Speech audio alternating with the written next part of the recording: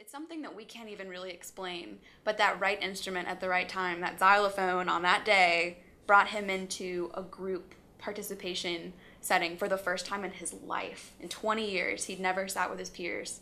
And so, as a student therapist going into this field, that moment has been worth all of that work.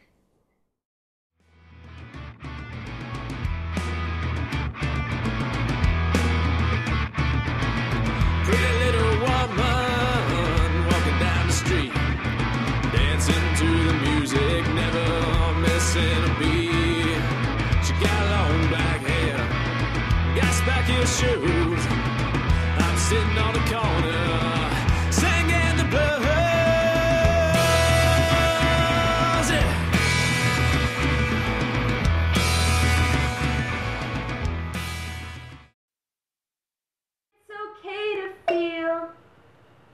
Happy, Samantha.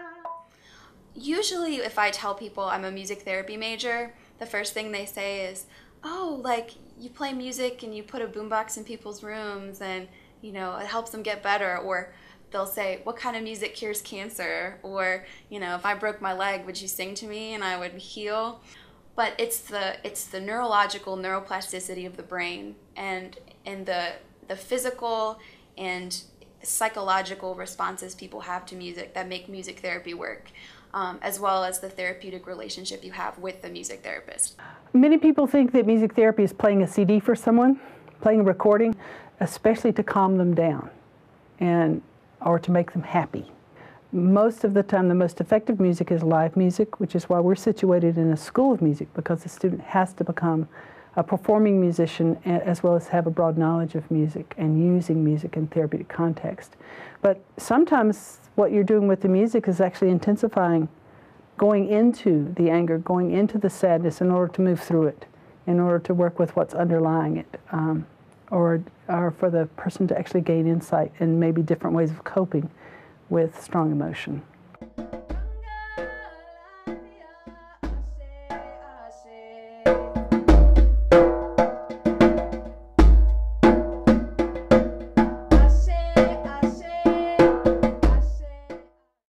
My dream job would be working as a board-certified music therapist in a community-based facility, so a facility that has contracts with a lot of different populations in a community, working with a lot of different age groups and needs. I want it all, really. So to be able to have a job where I can have those contracts through community organizations would be my dream. We do hope that music therapy has benefit, but sometimes it's not about making someone happy, and certainly not in the short term, that the first thing you're going to do is try to get rid of or erase painful feelings or difficult emotion. It's often finding a way to express them, writing a song, improvising music, doing something to put that feeling into expression.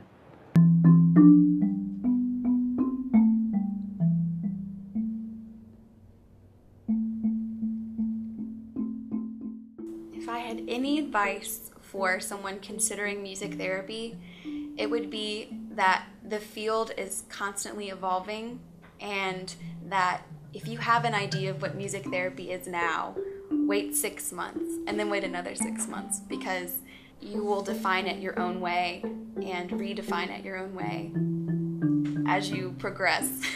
It is an evolving, wonderful living system. It is an organism in itself, I think. So be open to possibilities and ways to define it.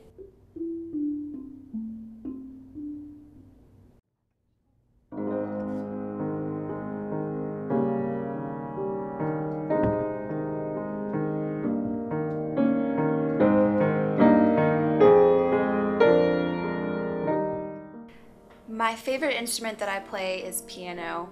I started taking lessons around age 4.5 and continued through high school, and I think it's the most emotive of all the instruments I can play. You can express so much, and the range of possibilities on the piano is pretty endless. I enjoy writing piano music, also sort of singer-songwriting stuff on the guitar with lyrics, but my favorite instrument would be piano. I'll sit down and just improvise and put a recorder on there and maybe play for half an hour straight and go back and listen to the recording and pick out motifs that can develop into a song instead of just a incoherent 30-minute mashup on the piano.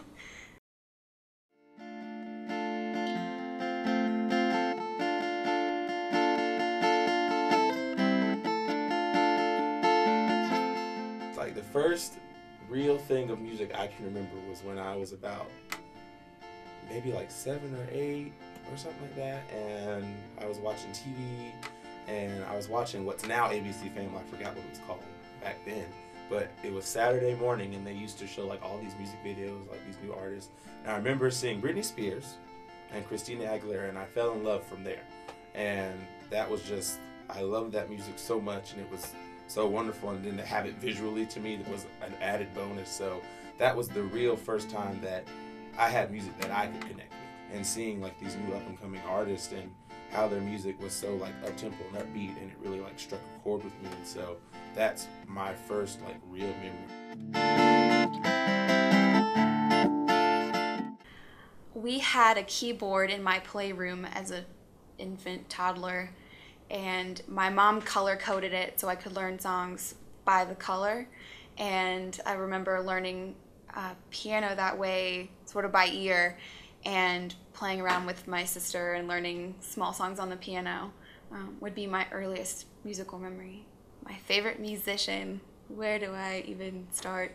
I think if I had to choose a go-to, it would be Simon and Garfunkel as a duo, and then I like Paul Simon a lot just as a songwriter, and I love their lyrics and just the way their poetry matches all of their songs, and the beauty of their voices together.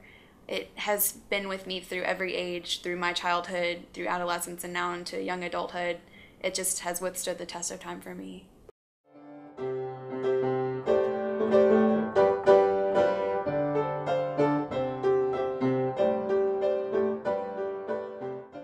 When I first applied to go to college, I was originally a computer science major, and I realized that just wasn't really what I wanted to do. It's not really where my heart was. And so I started looking at the music degrees here, and I kind of looked at my options, and I was like, well, I knew I wasn't cut out to be an educator. And so I remember one of my friends was actually a senior here with me in the therapy program, was telling me that she was in the program and told me a little bit about it because I didn't know much. And so what I did was I took the intro to music therapy class here, and it was really amazing to see and to read about the power that music had to help someone that needed it. And so it was from that moment I figured that's what I wanted to do. So what I love most about my major is the raw connection I share with clients. In every other part of my life, my work, or even in other classes, my university job, you don't ever see the raw, you don't often get down to those moments of here is my passion, here is my sadness, here's my joy. But in music, you get there so quickly and without words that you share a connection unlike any other with that person. It's a bond that is hard to explain, but getting opportunities to create those kind of bonds with people in the community is, I can't put words to it. It's unbelievable.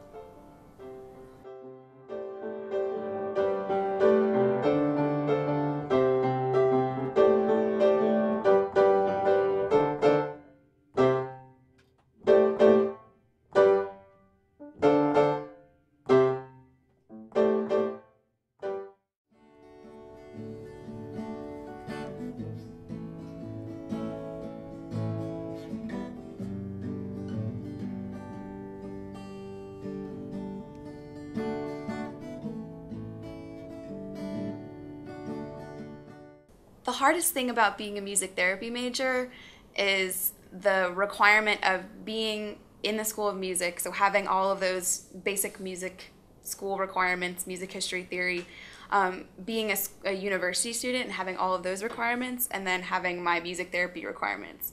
And so I think the thoroughness of our education as music therapy majors is amazing, but it is very difficult to piece all three parts of that education together. It can be very time consuming. The music therapy curriculum is a rigorous one. The students really work for that board certification, which is the professional credential in music therapy. The 8 semesters is a music degree, so it's founded in a music degree that includes the core music requirements that are the same for music education, music performance, and music therapy. So we have a number of approaches in music therapy. We use songs a lot. We sing familiar songs with people, and we also create new songs, songwriting. We use improvisation, where we encourage self-expression using music instruments. We use receptive methods such as listening to music with a discussion of what that music might evoke in terms of feelings and emotions, or listening to a CD that someone has brought in, their favourite song, and there might be a discussion about why that song has meaning to the person. Got a book about Samantha to write. We got a book about Samantha. We gotta write. We gotta write a book about your feelings. A book about your feelings today. For clinicals, we are assigned to a site in the community. It could be right here on campus in the music building where we have clients come to us, or we could be driving an hour and a half away to Morganton or Lenoir to work in a school system or hospital. We have contracts in the community at nursing homes, school systems, the Watauga Medical Center, preschool language classroom. I mean, they run the gamut of populations. And so with a partner for 5 semesters, we plan sessions during the week to implement for we probably do about an hour of planning a week. And then we travel to the site and have a 50-minute session, usually once a week, with our assigned group or individual. And we track progress. We have assessment sessions in the beginning to assess what do these people need? What can we do for them as therapists, as student therapists?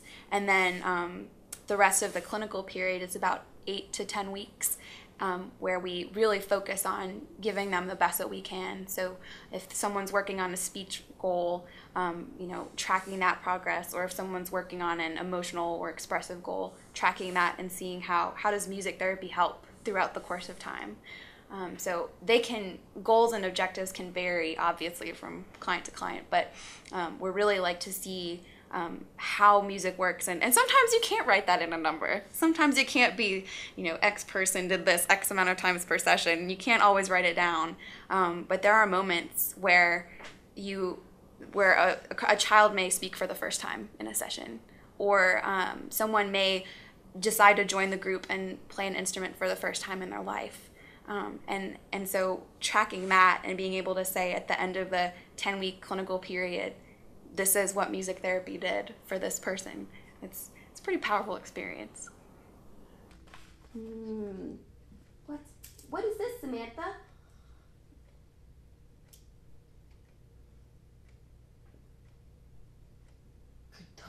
Guitar.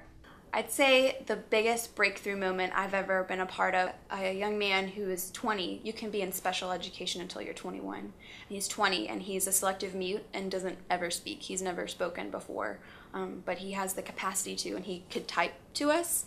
And so he had never joined a group. He's never been in a class. He always had one-to-one instruction because he had a lot of phobias and was very afraid to join a group. And so for the first, I'd say 3 or 4 weeks of us coming to that classroom, he was in a corner by himself. He didn't speak to anyone. He would kind of look over, but keep his distance and wouldn't respond if we invited him to come into the group. And then one day, we came in and set up the instruments like we always did, and he rolled his chair over and grabbed his xylophone and sat next to 2 of his classmates. And in that session, he played duets with them, he made eye contact, and he let me approach him he wanted to strum the guitar, and so I brought the guitar up to him and he started strumming and he let me in. And it's almost emotional talking about it because the next few weeks he joined our group and the behavioral specialist of Watauga County even came in to take notes on what is music, what is this, you know, and it's something that we can't even really explain. But that right instrument at the right time, that xylophone on that day, brought him into a group participation setting for the first time in his life. In 20 years, he'd never sat with his peers. And so, as a student therapist going into this field, that moment has been worth all of that work.